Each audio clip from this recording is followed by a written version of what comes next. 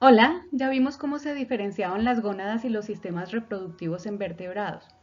Una vez se adquiere la madurez sexual, es posible comenzar a producir gametos viables para la reproducción sexual. Acá veremos cómo se dan los procesos de espermatogénesis y espermiación para tener un gameto masculino maduro y viable. En el testículo, la unidad funcional son los túbulos seminíferos conformados por las células de Sertoli y el epitelio germinal o espermático, que incluye las gonias hasta los espermatozoides.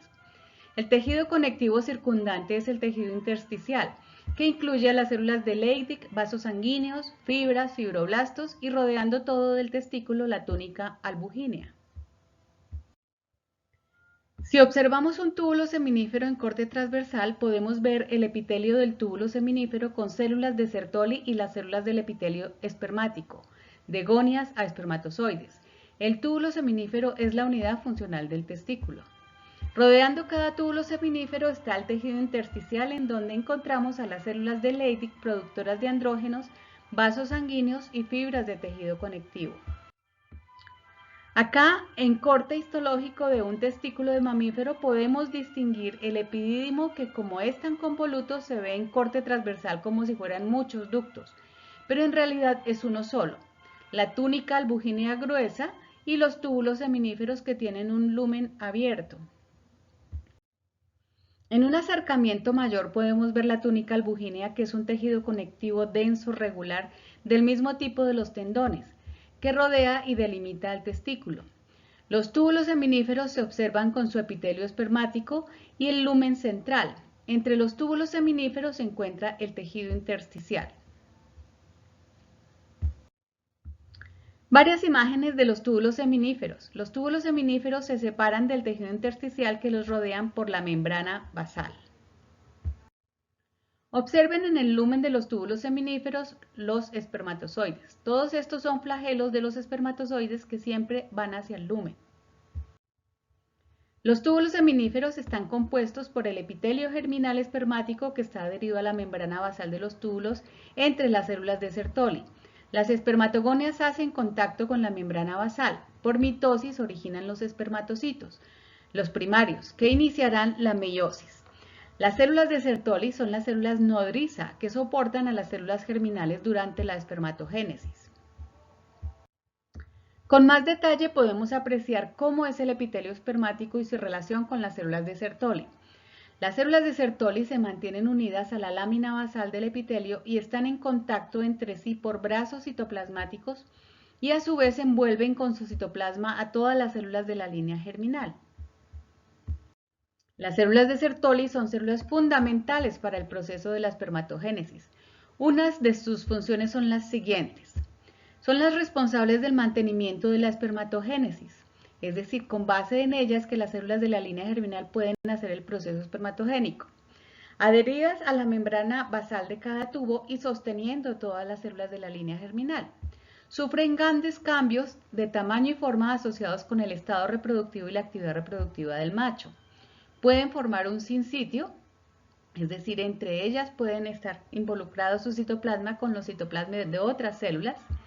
Rodean y fagocitan células espermáticas degeneradas y los cuerpos residuales del proceso de la espermiogénesis y nutren a la célula espermática permitiendo su maduración. Debido a que las células de Sertoli están unidas entre sí, forman lo que se conoce como la barrera hematotesticular, que se forma por complejos de unión entre dos células de Sertoli adyacentes. Esta unión es de las más complejas entre las células animales. Esto delimita dos compartimientos en el túbulo seminífero. Las células que están por encima de las uniones entre estas células están en el compartimiento adluminal, adyacente al lumen, y las que están por debajo en el compartimiento basal del túbulo seminífero. Esto determina una función muy importante de las células de Sertoli y es que se protege así las células gaméticas de los tóxicos mutagénicos que pueden venir por el flujo sanguíneo del tejido intersticial, pero que no pueden penetrar hasta los espermatocitos. Por otro lado, desde los espermatocitos secundarios, las células espermáticas ya no son idénticas a las del resto del cuerpo y podrían ser atacadas por el sistema inmunológico que, sin embargo, no las reconoce porque existe esta barrera. Acá pueden ver una representación de la barrera hematotesticular entre dos células de Sertoli, el número 4. Entonces, la barrera hematotesticular se forma por las uniones especializadas entre células de Sertoli adyacentes en el túbulo seminífero. Representan una barrera casi infranqueable. Estructuralmente son uniones estrechas extensivas. Se sugiere que es la más importante e impermeable de las barreras intercelulares que se conocen. Delimitan dos compartimientos en el epitelio seminífero. El basal, en donde están las espermatogonias, y el luminal, donde están el resto de las células del epitelio espermático y que se encuentran entonces así protegidas. Ahora hablemos del tejido intersticial. Se encuentra en el intersticio de los túbulos seminíferos. Se forma de tejido conectivo laxo muy vascularizado. El tejido conectivo se conforma de células y fibras, con su matriz extracelular y además vasos sanguíneos. Las células acá son fibroblastos modificados para producir los andrógenos, las células de Leydig. Acá un detalle del tejido intersticial entre túbulos seminíferos contiguos. Se distinguen los núcleos de las células de Leydig en 1 y en 2 el tejido intersticial que incluye además fibras, vasos sanguíneos. Las células de Leydig inicialmente son fibroblastos indiferenciados. Posteriormente comienzan a cambiar su forma y a expresar enzimas de la esteroidogénesis. La célula de Leydig necesita colesterol para poder sintetizar los andrógenos, así que acumula en su citoplasma abundantes grandes gotas de grasa. El procesamiento de ese colesterol para obtener andrógenos se hace sobre el retículo endoplasmático liso, que es entonces muy abundante en estas células. Los andrógenos producidos van a los túbulos seminíferos y también a la sangre para viajar por el plasma a todo el cuerpo. Bueno, ahora vamos a hablar del proceso de la espermatogénesis que está ocurriendo justamente en los túbulos seminíferos. La espermatogénesis es el proceso por el cual obtendremos a partir de una célula madre, la espermatogonia, la célula gamética madura, el espermatozoide. Hay tres fases en ese proceso: la multiplicación mitótica de las células madres o espermatogonias, la meiosis de los espermatocitos primarios y la espermiogénesis de las espermátides. Acá podemos ver cómo ocurren las tres fases. En la multiplicación mitótica, las espermatogonias se multiplican por mitosis y producen espermatocitos primarios que inician el proceso meiótico. Una vez se obtienen células haploides, se da el proceso de espermiogénesis, que es un proceso de maduración para obtener células especializadas en el movimiento para alcanzar el huevo y su fertilización. Las espermatogonias son siempre basales en el túbulo seminífero y pueden ser de dos tipos. Las tipo A se dividen por mitosis y forman más espermatogonias tipo A, es decir, funcionan como células madre. Las espermatogonias tipo B por mitosis producen los espermatocitos primarios, que son los que van a hacer la meiosis. Puede haber múltiples ciclos de mitosis antes de que una espermatogonia tipo B se convierta en un espermatocito. Esto es antes de iniciar la meiosis. Una particularidad muy interesante en la espermatogénesis es que las células germinales en cada ronda de división, ya sea mitótica o meiótica, no completan su citoquinesis y, por tanto, las células hijas quedan interconectadas entre sí por puentes citoplasmáticos y así el citoplasma se comparte. En cada ronda de división, las células hijas permanecen unidas por puentes citoplasmáticos. Solo en la espermiación, cuando los espermatozoides son liberados de los túbulos seminíferos hacia el lumen, se separan por completo las células. Así, cada célula de la línea germinal es suplida por estar en un citoplasma común, con todos los productos de un genoma diploide, porque una célula ploide que reciba recesivos letales puede morir a menos que se nutra con los productos de los genes no defectuosos del citoplasma diploide. El esperma que reciba el gonosoma X posee genes esenciales de los que carece el Y. El esperma con Y debe recibir los aportes de un citoplasma diploide, si no, es incapaz de sobrevivir y madurar, por lo que no se producirán machos en la siguiente generación. Por lo tanto, los puentes citoplasmáticos permiten la supervivencia de las espermátides y los espermatozoides. En la espermatogénesis se producen las dos divisiones meióticas a partir del espermatocito primario. La célula gamética es la espermátida que debe madurar a espermatozoide por el proceso de espermiogénesis. Dentro de los túbulos seminíferos sucede la espermatogénesis. Hay dos tipos de espermatogénesis en vertebrados. Aquí podemos ver la espermatogénesis cística. Ocurre en peces y en anfibios. Con cada división de las espermatogonias, cada una forma un grupo de espermatocitos en un cisto separado. Cada división celular resulta en el aumento del tamaño del cisto. Cada cisto entonces contiene células que están en el mismo estado de la espermatogénesis y son células hermanas.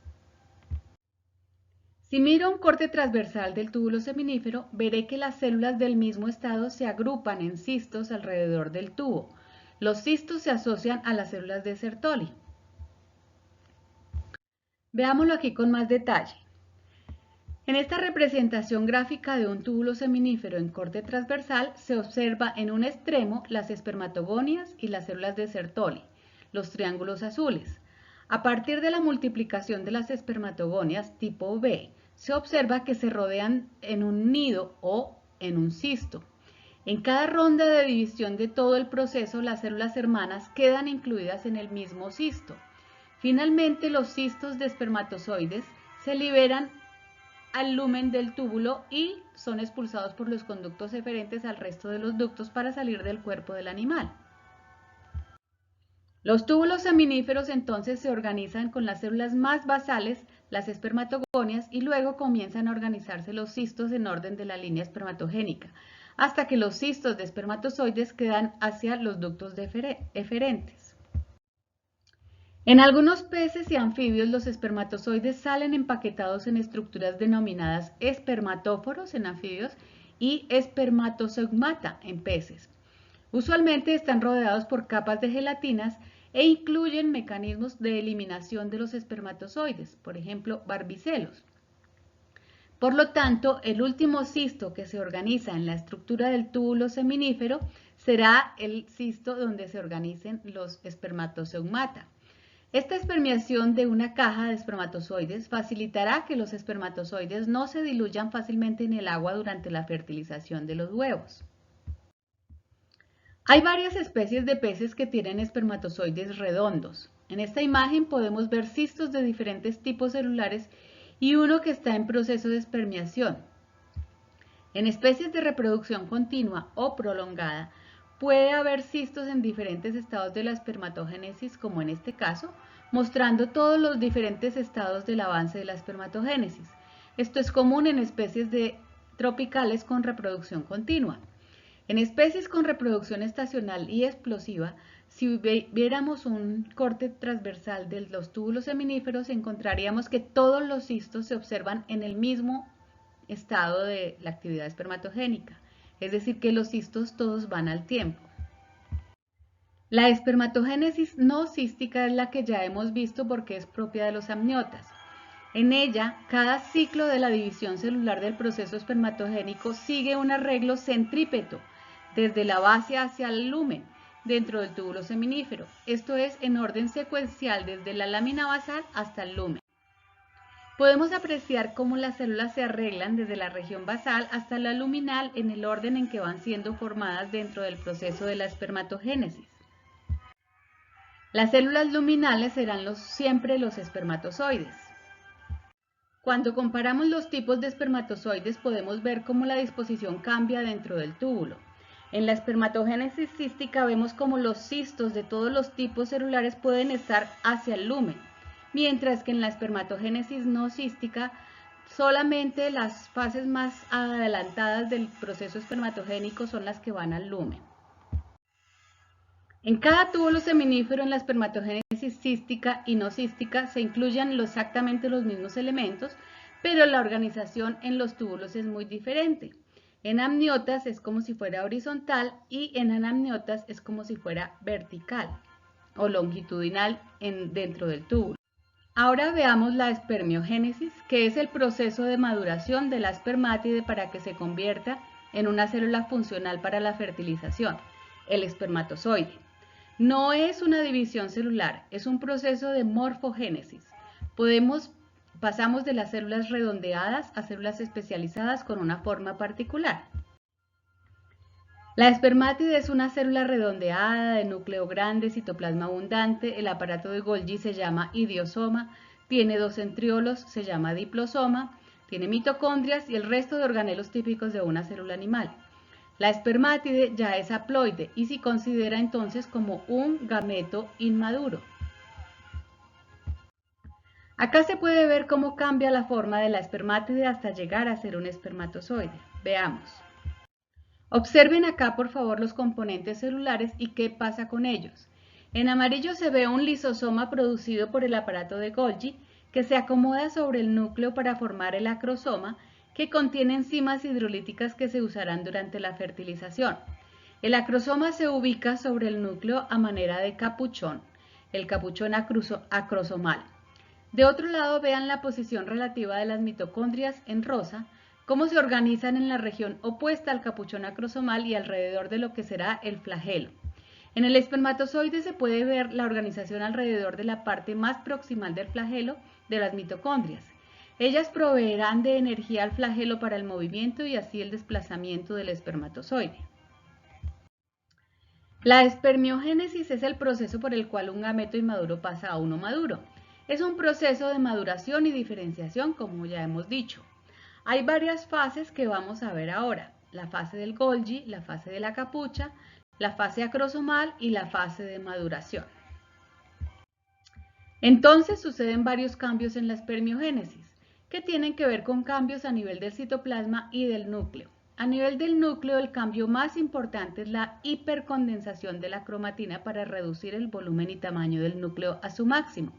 La hipercondensación se va por el cambio de nucleohistonas, recuerden las histonas en donde se envuelve el DNA, por protaminas, otro tipo de proteínas que permiten una condensación mucho mayor que el nivel máximo de condensación de la cromatina que dan las histonas.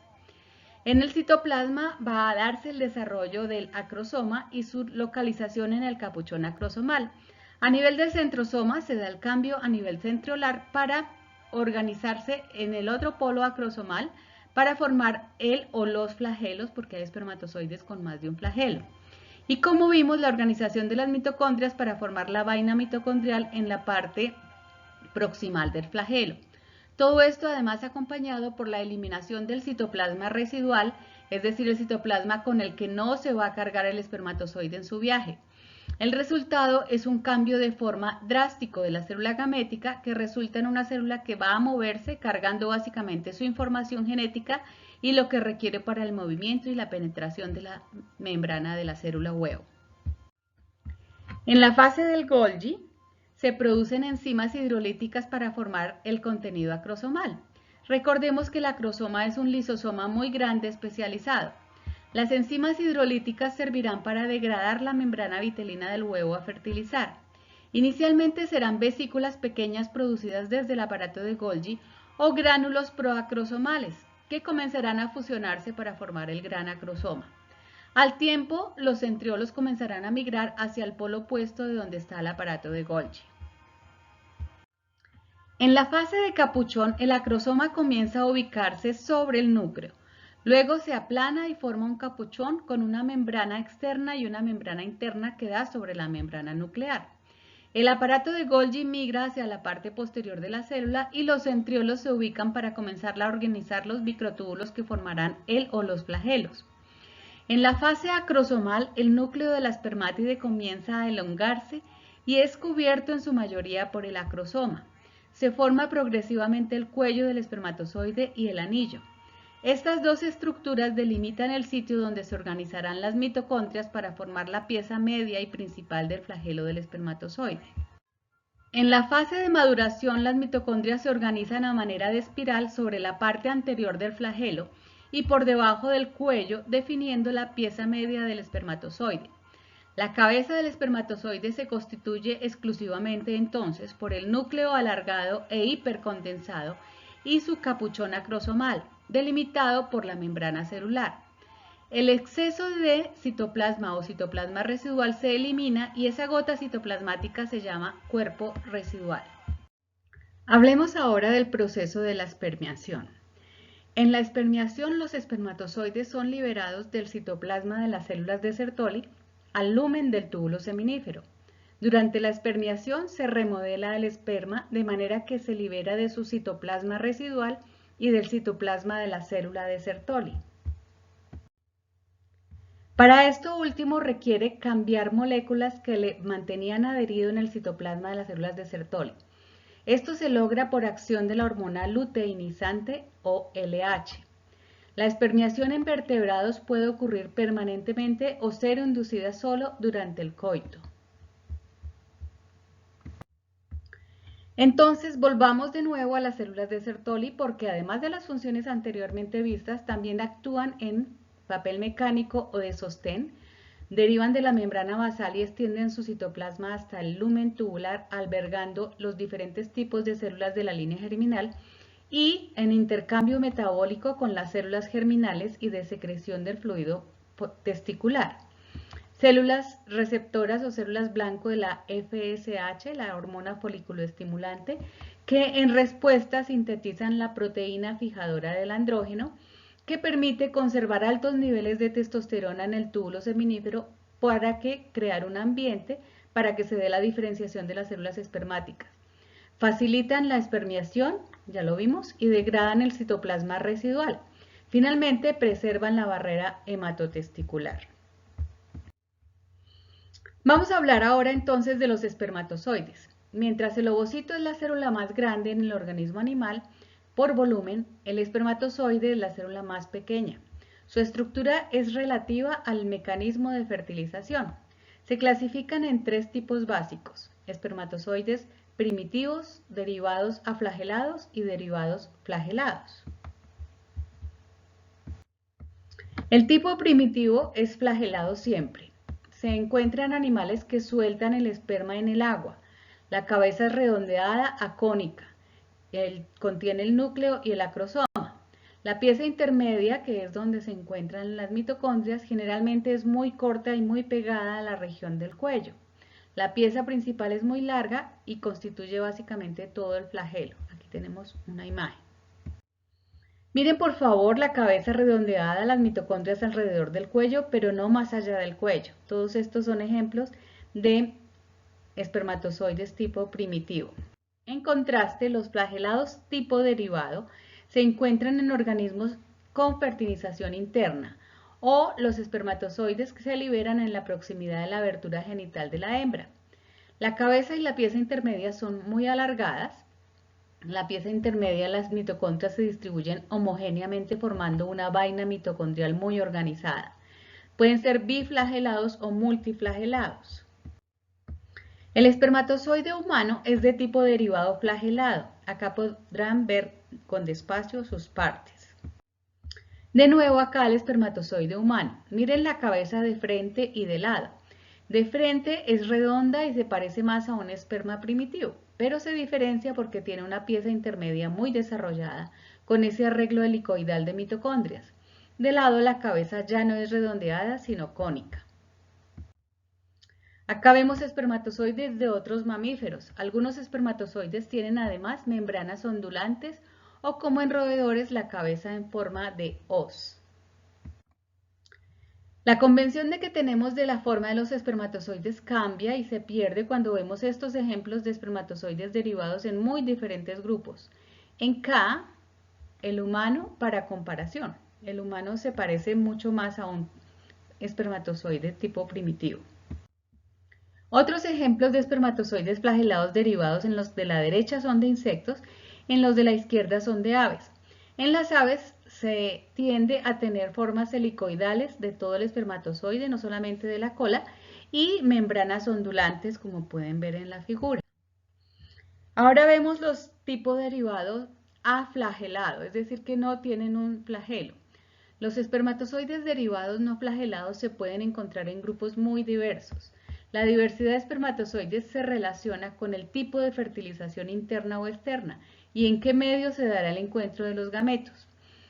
el proceso de la espermatogénesis entonces será el que defina la forma final de los espermatozoides. Hay espermatozoides muy complejos. Esta complejidad ha hecho que su morfología sea empleada como recurso de caracteres taxonómicos. De hecho, si miramos en dónde en los animales se encuentran los diferentes tipos de espermatozoides, podemos ver que los tres tipos básicos y los biflagelados se encuentran en muchos grupos. En vertebrados hay de todos tipos, por ejemplo. La mayor variabilidad está en los peces dentro de vertebrados y en insectos parece que también dentro de los artrópodos. Podemos concluir que independientemente del tipo de espermatozoide que se formará durante la espermiogénesis, el proceso de la espermatogénesis es muy similar y cumple similar función dentro de los machos de todos los animales. Muchísimas gracias.